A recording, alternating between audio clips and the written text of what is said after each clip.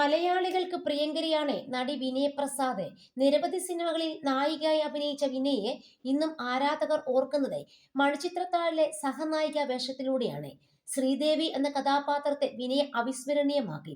ശോഭന കേന്ദ്ര കഥാപാത്രം ചെയ്യുന്ന മണിച്ചിത്രത്താഴിൽ തന്റെ കഥാപാത്രത്തിന് വലിയ പ്രാധാന്യമില്ലെന്നാണ് വിനയ കരുതിയത്.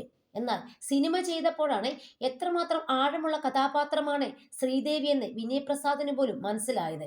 മലയാളം, തമിഴ്, തെലുങ്ക്, കന്നഡ ഭാഷകളിലായി നിരവധി സിനിമകൾ വിനയ് പ്രസാദ് ചെയ്തു. കർണാടകക്കാരിയാണ് വിനയ. വിനയുടെ വ്യക്തിജീവിതമാണ് ഇപ്പോൾ ശ്രദ്ധ നേടുന്നത്. 1988 നടിയുടെ ആദ്യ വിവാഹം. കന്നഡ സിനിമാ സംവിധായകനും എഡിറ്ററുമായ VRK പ്രസാദ് ആയിരുന്നു ഭർത്താവ്.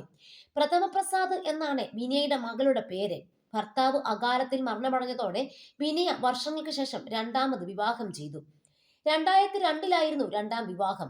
ജ്യോതി പ്രകാശ് എന്നാണ് ഭർത്താവിന്റെ പേര്. ആദ്യ വിവാഹ ബന്ധത്തിൽ ജയ് അത്രേ എന്ന മകനും ജ്യോതി പ്രകാശിനുണ്ട്. ഗായകനാണ് ജ്യോതി പ്രകാശ്. ഒരു സിനിമയ്ക്കിടെയാണ് ഇരുവരും പരിചയപ്പെടുന്നത്. വളരെ സത്യസന്ധനാണ് ജ്യോതി പ്രകാശ്. കാര്യങ്ങൾ തുറന്നു പറയും. ഇതാണ് തനിക്ക് ഇഷ്ടപ്പെട്ടതെന്ന് വിനയ് പ്രസാദ് ഒരിക്കൽ പറഞ്ഞിട്ടുമുണ്ട്. രണ്ടുപേരുടെയും സാഹചര്യം ഒരുപോലെ ആയതിനാൽ പരസ്പരം മനസ്സിലാക്കാനായി.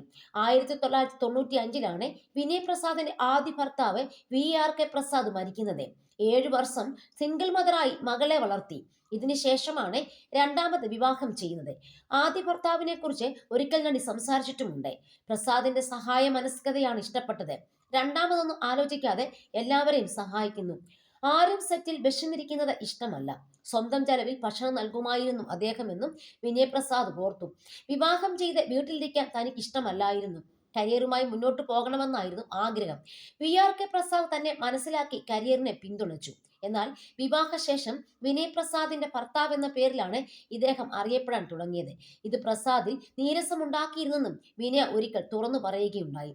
അതേസമയം വിവാഹ ജീവിതത്തിൽ ഉയർച്ച താഴ്ചകൾ ഉണ്ടായെങ്കിലും ആദ്യ ഭർത്താവിനൊപ്പം ജീവിച്ച 7 വർഷങ്ങൾ 70 വർഷം പോലെ തോന്നി. ആ ദിനങ്ങൾ സന്തോഷത്തോടെയും അഭിമാനത്തോടെയുമാണെന്ന് വിനയ വ്യക്തമാക്കി.